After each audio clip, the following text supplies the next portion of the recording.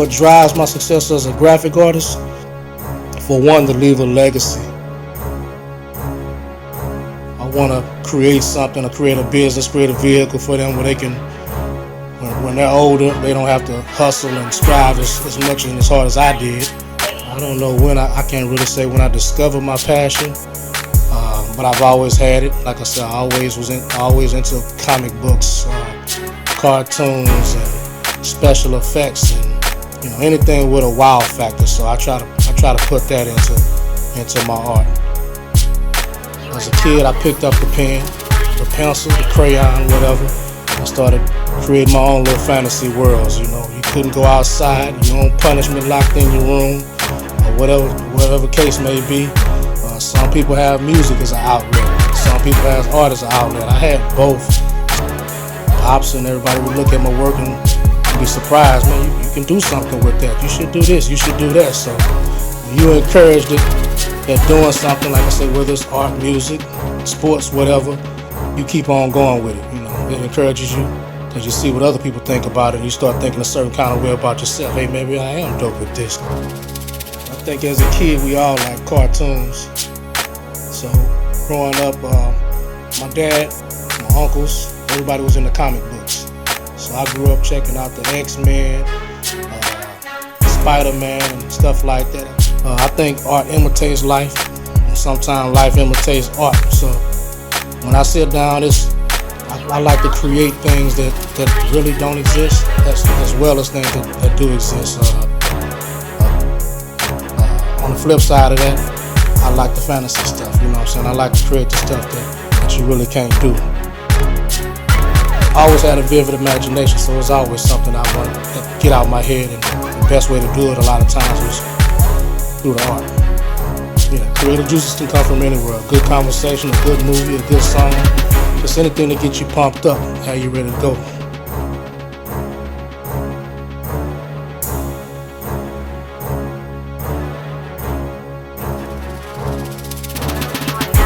I don't think there's a particular artist that I could relate my style to. I guess anybody that's into, abstract art. I like creative artists. I don't like just plain. Everything else is a picture to me. If you can take a photo and see it, that ain't what I do.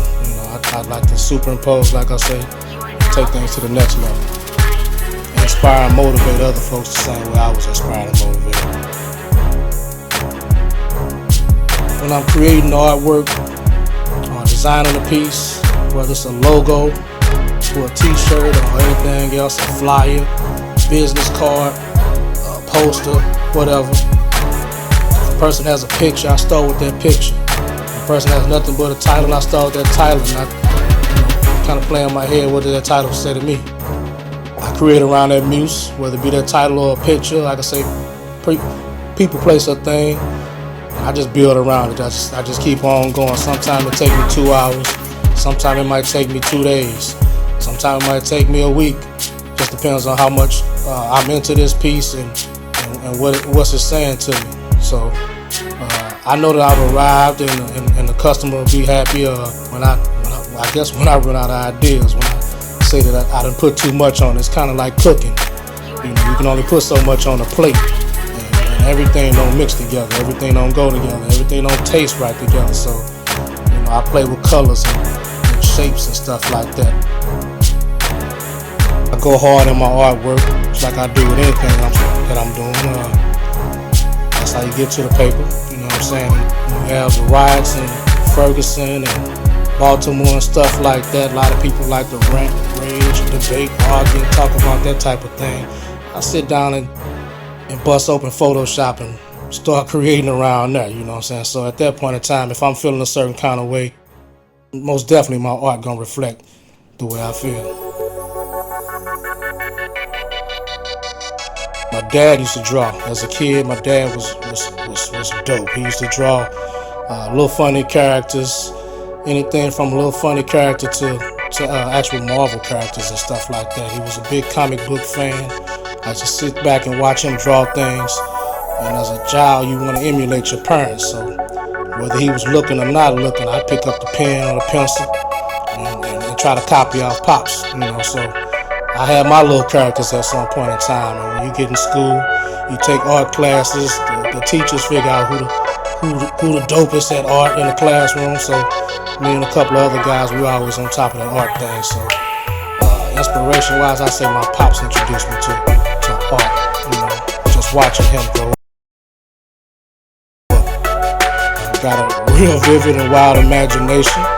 Once again, going back to cartoons and creative movies and whatnot. So I would say in order to be a good graphic designer, you gotta do more than just know the software.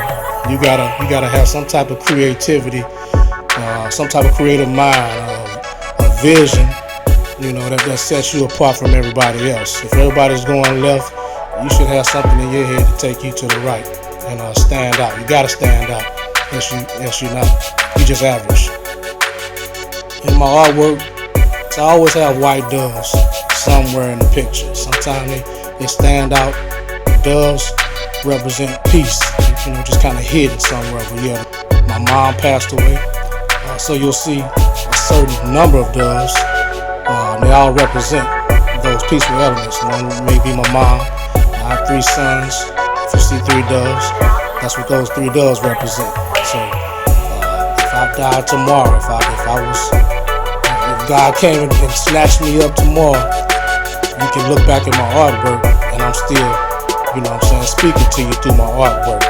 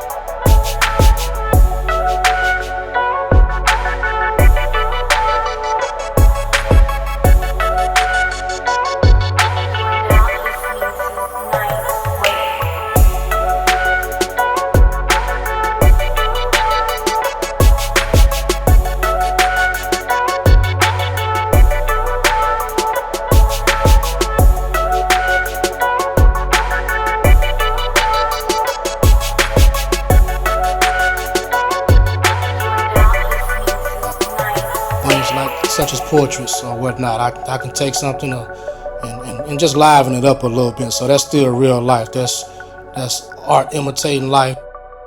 But as far as